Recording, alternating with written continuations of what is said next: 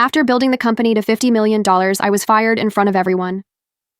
"You've got skill, but you're no longer a fit," the new CEO declared. I simply smiled and walked away in silence.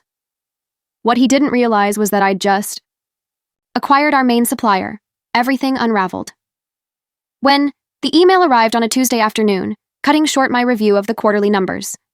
I'd just wrapped up my presentation, a polished, data-packed report showing we'd blown past the $50 million revenue mark, when Damon Reeves, the new CEO, stood up, adjusted his cuffs, and cleared his throat. "All right, folks, before we wrap things up," he announced, a smile on his face that didn't quite reach his eyes. "One quick update regarding our leadership structure." I froze, my hand still hovering over my mousepad. Behind me, the last slide glowed. Q2 revenue surge. A record-breaking quarter. Damon walked slowly to the front. Our whole executive team sat silently. Some looked confused. A few, the ones who'd been whispering in corners lately, wouldn't meet my gaze. "Effective today," Damon continued, "Olivia will be moving on from her role as Chief Operating Officer. Her contributions have been significant, and we truly appreciate everything she's done." He paused. "However, as we shift towards rapid scaling, we need to cut down on operational friction and speed up decision-making. Olivia is excellent at strategic rigor, but right now, we need speed and efficiency." An awkward silence followed. Not surprise exactly, more like discomfort.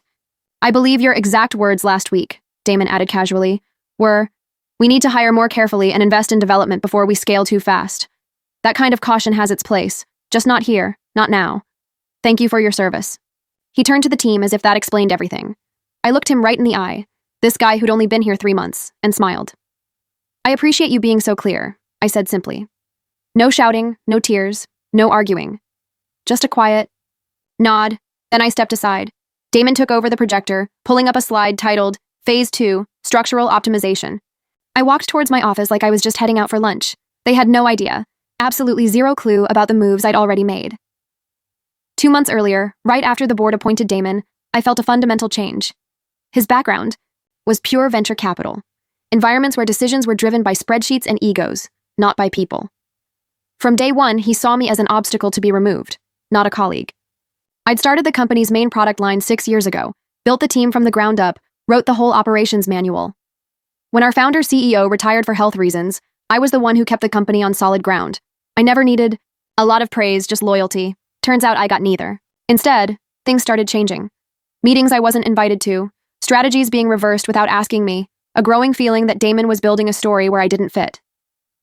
Then, one afternoon, I overheard his assistant on speakerphone, setting up lunch with our biggest supplier, my supplier, the one whose contracts I'd personally negotiated for 5 years. "The goal," he told the supplier's rep, "is to smoothly transition Olivia out. The easier, the better." They were trying to erase me, but I had already started putting safety nets in place. Spotting the warning signs early, I had information. They didn't. Chronocore Systems, our main vendor, was in bad financial shape. I'd been quietly tracking their filings. They were looking for a buyer. The timing was perfect. I contacted an old classmate from grad school, who was now a partner at a private equity firm in Boston. We put in an offer through a holding company I had quietly set up the year before. The acquisition was clean, silent, totally legal, and nobody noticed. By the time Damon finally reached out to Chronocore's CEO to sideline me from negotiations, he was politely but firmly told that all future communication had to go through the holding company's new management. He never connected the dots. So when he announced my firing in front of everyone, smiling like he was clearing the last hurdle for his Phase 2, I didn't even flinch. While Damon was sharpening his axe, I was buying the ground he was standing on. Back in my office, I packed deliberately. A family photo, the brass pen my team gave me last Christmas, a leather-bound copy of the Lean Startup full of my notes. Everything went neatly into a box. I turned to look out the glass wall. Through it, Damon was laughing with the CFO. I smiled again, softly this time. Tomorrow, emails would start circulating, contracts would change, and in 3 days, their smug confidence would turn into panic. The heart of the company's supply chain, the irreplaceable vendor, was now mine. And my silence was about to end. Friday morning brought a polite, impersonal email from HR. Subject, Transition Plan, Olivia. Please complete the attached checklist. By 5 p.m. today, severance and benefits transfer will be arranged. Also, Damon has requested your assistance in drafting a knowledge transfer document for your replacement. Best regards, Camille, People Operations. I chuckled, fired publicly, then asked for a favor as if we were just swapping recipes. Still, I sent a short reply. Camille, I will ensure all deliverables are documented. Regards, Olivia. Not just being professional, It was part of the strategy. Every file I transferred would be clean, accurate, but just incomplete enough to make them dependent on a partner they no longer controlled. And Chronocore Systems? They were still completely unaware of their new owner's connection to Techline. At 10:17 a.m., Michelle, my lawyer, called. "They're starting to poke around," she reported. A junior procurement manager called Chronocore asking about a delayed delivery schedule. We responded formally, mentioning the acquisition and stating that new leadership handles all future discussions.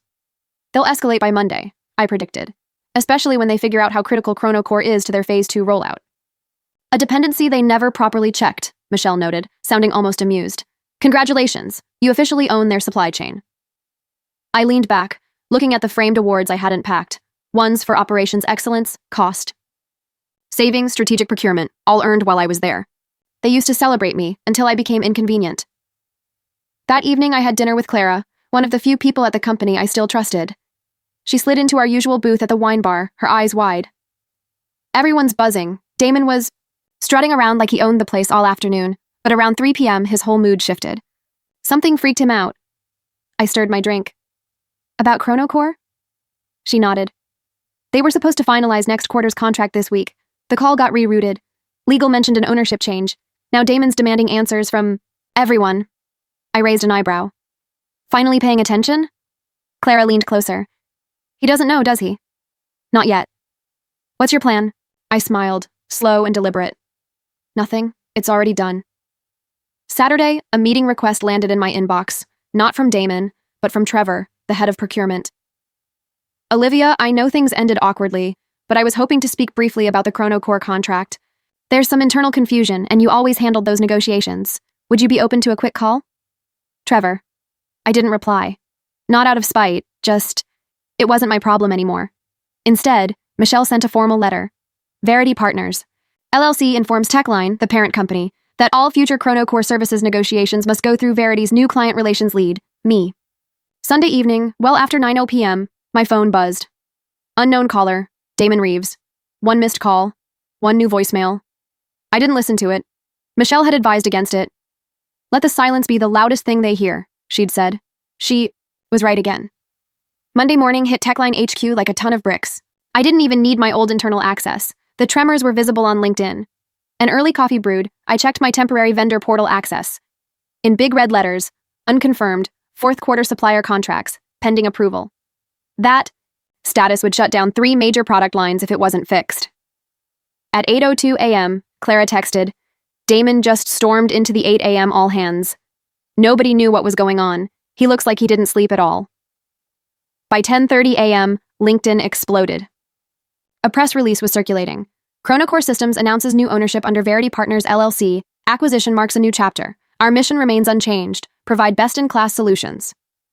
My name wasn't in it, but everyone who mattered knew. At 11:12 a.m., a one-line email from Damon. "We need to talk urgently." I forwarded it to Michelle. She called 10 minutes later, laughing. "He's completely panicked. He finally realized who bought the kingdom he thought he ruled." And I hadn't even made my next move yet. Chronocore supplied more than just software parts. They handled the data architecture for Techline's newest project, an AI-powered operations hub. Damon had staked his entire CEO reputation on it. Without Chronocore's specialized data libraries, that project would collapse before it even launched. Footsteps echoed outside my apartment. I glanced at the boxed items from my old office near the door. Should I unpack them or donate them? It didn't matter. On paper, I didn't work at Techline anymore. In reality, they were working for me. By Tuesday morning, the storm had fully hit Techline. No need for internal access. The tremors on LinkedIn were enough. A project manager quietly updated their status. Open to work. 2 engineers from the AI division reposted the Chronocore acquisition news with cryptic captions. Big industry moves ahead. One door closes. The real chaos started with a calendar invite from Damon's assistant. Subject: Emergency Leadership Meeting, 9 a.m., mandatory attendance. Clara texted at 8:44 a.m. He's sweating, literally. We all saw him walk in. Looks like someone just handed him a resignation letter written in blood. I smiled into my coffee. This wasn't about personal vengeance. I wasn't interested in just watching Damon crumble for the fun of it. I was interested in the board realizing they'd made a terrible mistake appointing a man who was blind to critical risks. That morning, Michelle and I finalized Verity's formal licensing proposal for Techline. It wasn't cruel, but it was expensive. Chronocore had previously offered services under a volume discount model I'd negotiated for scale. That model was gone. The new offer, a pay-as-you-go structure, billed monthly, a premium for data hosting, integration support, and crucially, access to the proprietary AI learning modules, the core technology of their next-gen hub. Michelle reread the terms aloud, clearly enjoying it. Standard enterprise rates, plus a 22% premium for custom dependencies, plus exclusivity protections. Oh, and public acknowledgement of Chronocore's new ownership. Of course, send it before lunch, I instructed. Give them time to lose their appetite. That afternoon, Clara messaged, Olivia, the engineers figured it out. You bought Chronocore. It's flying through Slack. Damon is livid. Pulled the entire DevOps team into a private meeting with the door locked. Minutes later, P.S. 2 directors. Just asked if you're hiring. I started typing a reply, then stopped. Let the uncertainty do its work. Meanwhile, Michelle received a formal response from Techline Legal. They acknowledged the offer, but didn't accept. They wanted alternative licensing terms. Translation. We can't afford it. Please give us a break. I wouldn't. Michelle sent a short, polite note back. As outlined, the terms are non-negotiable unless accompanied by a substantial equity stake in Techline or a public acquisition offer. We understand if Techline needs to seek other vendors. There were no other vendors. Chronocore wasn't just a supplier. It was the fundamental infrastructure. It wasn't like swapping out a chair. Rebuilding. It would take 18 months or more, time they didn't have. That evening, walking through Verity's downtown office, which used to be Chronocore's updated HQ, I noticed construction finishing up the glass walls for our new strategy lab. I watched the team setting up whiteboards and tech screens. For the first time in months, I felt something I hadn't felt in a long time, belonging. My phone buzzed. Unknown number. A voicemail. I hit play. Olivia, Damon, I think we need to start over. I don't know what your game is, but you're putting a lot of people at risk. People who supported you. Think about that. You were better than this. Arrogance thinly veiled as false concern. I shook my head. I was putting people at risk? He fired me in front of the team. He pushed for reckless expansion, cut corners on onboarding and quality control, eliminated remote work, flexibility. He blamed me when senior developers quit. Now he was the victim? I knew the number Damon wasn't worried about, his staff. He was worried about the board. Clara confirmed it the next morning. He tried to spin the vendor issue as unexpected market volatility. The board wasn't buying it. They demanded a full audit of all supplier dependencies. He tried to avoid it. They brought in their own auditors. It's all unraveling fast, Clara texted. He knows he's done. At noon, an email landed in my inbox. Subject, immediate assistance requested. From Techline Board Chair, Richard Alvarez. Dr. Monroe, on behalf of the Techline Board, I would like to request a confidential meeting at your earliest availability. We are reviewing the current leadership's handling of strategic partnerships and understand you may have relevant insights. Please advise on a convenient time. Interesting, I replied. Mr. Alvarez, I would be happy to make time later this week. Thursday or Friday morning works for me. Please let me know what fits your schedule. Respectfully, Olivia Monroe, Managing Partner, Verity Partners. I hit send. I leaned back. I looked at a framed quote on my shelf, a gift from a former engineer. Be the kind of leader your future self won't have to apologize for. No apologies needed here. While Damon was playing office politics, I was building real power. The Ypres game was far from over. Thursday morning arrived, bright, cold, and sharp. Felt appropriate. I dressed meticulously. A sharp navy pantsuit, clean lines, silver cufflinks, my grandmother's sapphire ring. An outfit that said, I don't work for you, but you'll wish I did. At 9 a.m. sharp, I walked into a private boardroom on the 32nd floor of Halberton Tower. Techline Board's confidential off-site review. The receptionist greeted me warmly. Dr. Monroe, we've been expecting you. Inside, Richard Alvarez, the board chair, stood up. Thank you for coming, Olivia. We really appreciate your time. Of course. I shook his hand. The room was quiet, with dark walnut paneling and an untouched coffee carafe. 6 board members sat at the long table, their expressions ranging from neutral to uneasy. They probably weren't sure how I'd show up. Angry, bitter, smug. Instead, I projected calm, confidence. I understand you're looking for some insight into the Chronocore situation, I began. Richard nodded. It's escalated beyond what we anticipated. I figured it might. I placed a sleek leather folder on the table. Inside, you'll find a timeline, emails, correspondence, and financial filings. All of it confirms that Chronocore was fully acquired by Verity Partners 3 weeks ago. We are now the exclusive provider of the AI systems architecture and own the data modules that power over 60% of your next-gen rollout. Silence. I continued. You'll also see that, at the time of the acquisition, I was no longer a Techline employee.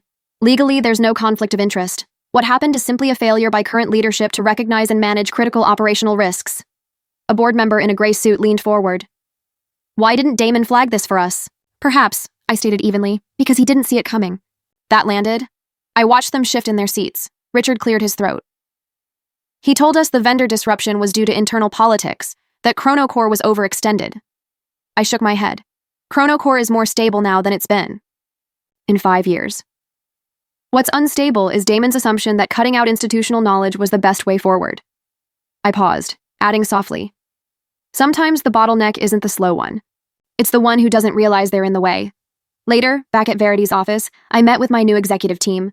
We were reviewing the final updated licensing agreement terms that Techline was now desperate to sign. These are pretty generous, Michelle noted. You even included a 6-month grace period with the old pricing to ease the blow. They won't see it that way, I replied, but it's fair. I'm not here to punish them. I'm here to protect my product and set a precedent. Across the table, Eli, our CTO, displayed a live dashboard showing incoming client inquiries. Since the press release, he said, we've had 12 enterprise-level companies reach out. Some of Techline's direct competitors. They're all asking about migrating to our platform. I looked at the list. 2 names I recognized immediately. I'd chased those clients for years at Techline, always being told they were out of reach. Now they were knocking on my door. By Friday, the board had called an emergency executive session. Clara updated me via text. Rumor is Damon won't survive the weekend. They've pulled his calendar access. Legal is involved. Fun side note, turns out the DevOps team copied you on the last doc repository sync before they left. Audit trails time-stamped everything. Proves you acted in good faith the whole time. It's all unraveling. I stared at the word. It didn't bring joy. It brought closure. This wasn't revenge. It was recognition. They'd pushed me aside, told me. I was in the way. After 6 years of building that company from the ground up, I was simply showing them the consequences of dismissing the woman who had read every line of code, built every partnership, and mentored half the team currently working there. That evening, closing my laptop, another message popped up. Subject: Formal response to licensing proposal. From Richard Alvarez. Dr. Monroe, the board has reviewed the Verity Partners proposal and is prepared to accept the terms outlined, the updated pricing, the acknowledgement of new ownership, and the 6-month transition period. We also wish to extend our apology for how your departure was handled. We understand this doesn't change the past, but hope it opens the door for a more respectful professional relationship. Thank you for your time today and for reminding us what true leadership looks like. I read it twice, then a third time. I forwarded it to Michelle. Her reply was instant. Well, that's about as close to a corporate confession as you'll ever get. I leaned back. I watched the city lights flicker outside my window. The city was buzzing, rushing, chasing, climbing. Me? I wasn't climbing anymore. I had already arrived. Monday morning started quietly. Too quietly. It felt like the calm before everything fell apart. I got to Verity HQ before 8 a.m., coffee ready. I opened my inbox, a flood of overnight alerts, press inquiries, internal updates. The story had broken. CEO ousted in corporate shakeup. Techline board removes Damon Reeves amid vendor crisis. The headlines were everywhere. Tech blogs, financial news sites, LinkedIn trending topic. Leadership matters. I clicked on an article. I scanned the familiar names. It quoted a source close to the board. Damon's failure to assess critical supplier risks combined with the sudden loss of Chronocore had caused irreversible reputational damage and jeopardized multiple product lines. He was out, effective immediately. Clara confirmed it within the hour. It's real. Damon cleared his desk at 7 a.m. No speech, no drama. Wouldn't make eye contact leaving. She added that the interim CEO was Richard Donovan, an ex-Iron Core operations head, known as a total cleanup guy. They were already rebranding the AI operations hub, trying to distance it from Phase 2. People were already calling it the Ghost project internally. She followed it up with a water-on-fire gif. I smiled. Amidst the chaos, I felt steady, resolved. Damon's fall was inevitable. What came after was what mattered more. At 11:00 a.m., I walked into the product lab for a team debrief. Engineers were prepping new enterprise client rollouts, many of them companies that had reached out after Techline stumbled. Eli, the CTO, pulled me aside. You're not going to believe this, he said. Techline sent over the draft public licensing agreement. Your name is in it. I blinked. Are you serious? Not even joking. It says technology developed by Olivia Monroe, licensed exclusively through Verity Partners. Front and center. Legal must have forced their hand. I stared at the document. My name. Official, public, undeniable. It felt like taking a full breath after being underwater for months. They never said that before, I whispered. Not once. Not when I built the system. Not at launch. Not after we hit our first 1,000,000 users. Well, Eli grinned. They're saying it now, loud and clear. By Tuesday, we were in a private strategy session reviewing incoming migration requests. 12 former Techline clients had requested demos. 3 of them had been considered untouchable accounts when I was there. Executives used to dismiss our pitches before we even finished. Now, they were knocking. Not because of a flashy deck or clever marketing. They finally saw that the real value wasn't in the brand. It was in the work itself. That afternoon, I got a call from someone I hadn't spoken to in years, Layla Grant. She was the only other senior woman in Techline leadership during the early years. Smart, ambitious, empathetic, driven. We'd worked side by side until she was edged out too, years earlier in another realignment. Olivia, she said, I've been watching this unfold. You have no idea what this means. For the women still in tech, especially those of us over 40. There was a quiet moment. I wasn't sure how to respond. You didn't just win, Layla continued. You proved that dignity and patience can coexist with strategy. You outthought someone, without stooping to their level. That's rare, and it's powerful. Her words lingered. The impact felt unexpected. This wasn't just a comeback story, it was a message. You could fight back without becoming the villain. By Wednesday, Techline issued a formal company-wide announcement. Techline has reached a strategic agreement with Verity Partners for continued access to the ChronoCore platform. We remain committed to operational excellence and look forward to evolving under new leadership. Buried at the bottom was a quiet line acknowledging me by name. No adjectives, no embellishments, just the facts. And that was enough. Meanwhile, Verity's marketing team finalized my keynote presentation for the Global Technology Leadership Forum next month. The title, When the System Says You're Replaceable, and You Prove It Wrong. That evening, returning home, I found a handwritten note in my mailbox. No return address, just a simple card. One line. You've become the story I tell my daughter when she thinks she's not strong enough. No name, no signature. Just that. I held the card to my chest. I felt it. Not pride, not vengeance, clarity. It wasn't about what they took from me. It was about what I had reclaimed. My name, my work, my worth. But I wasn't done yet. 1 year to the day after carrying my belongings out of Techline's glass tower in a plain cardboard box, I walked into Verity HQ. The morning light spilled across the polished floor. It was a quiet milestone. No fanfare, no announcements. Just the gentle click of my heels and the steady hum of a company that had been rebuilt. Down the hall, Eli waved from the strategy room. You gotta see this, he gestured over, grinning. I stepped inside. An analytics dashboard was cycling live client data. The numbers were undeniable. Client retention was at 98%. New enterprise. Onboardings, 14 last quarter. Revenue growth, 31% year over year. Then, the most satisfying figure. Techline's projected market share loss was 27%. Net migration to Verity infrastructure. 9 of their top 20 former accounts. They tried to downplay it at first, Eli said, but investors started asking questions. Now they're finally answering. I blinked. Answering how? He turned the screen towards me. It was an official statement on the Techline investor relations site. We acknowledge strategic missteps, including the mishandling of key partnerships, contributed to our challenges over the past year. We recognize the foundational work by former executives, including Olivia Monroe, in building the operational systems that continue to shape the market. They said it. Not behind closed doors, not a whispered apology, publicly, my name, in print, attached to my work. I leaned against the table, quiet. Eli watched me. He added, It's not everything, but it's something. It's enough, I said. I didn't need the credit. I needed the truth. Later, I reviewed the reports from the legal team. 3 more licensing agreements had been finalized. 1, Techline's oldest partner, had fully transitioned to our system. Michelle messaged shortly after, I know they'll keep trying to buy time. With new branding, new leadership, new PR. But the core problem remains. They forgot the people who built the foundation. You just reminded them, without even raising your voice. I didn't reply immediately. I sat there rereading the statement from Techline, letting it settle in. That was it. The culmination of the strategy, the quiet moves, the refusal to break, when they expected me to. It wasn't about ego. It was about proving that grace and power aren't mutually exclusive. That evening, walking through Verity's quiet halls, I noticed something new. Near the entryway, a framed plaque had been installed. It hadn't been approved by me, but I recognized it instantly. The real legacy of innovation is not the product. It is the people who make it possible.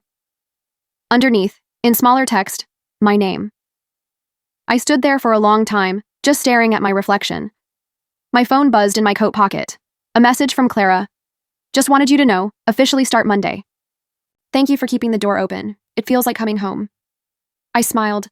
Clara, the last to leave Techline, fiercely loyal, now ready to build something new. Welcome back, I replied. We have so much more to build. That night, back home, I pulled a small box out of the back of my closet. It still held the few items I'd carried out of Techline that final day. The coffee mug, the team farewell note, the pen from the $50 million revenue milestone. I looked at each item, not with sadness, with clarity. Those years, they weren't wasted. They had shaped me, tempered me, made this moment possible. A year ago, they told me I was a bottleneck. They never understood. I wasn't holding the company back. I was holding it together. Now, I was building something stronger, on my own terms, with the right people. And my name was exactly where it belonged. Not in a footnote, not tucked away in someone else's speech. Written clearly, boldly, permanently, right at the top.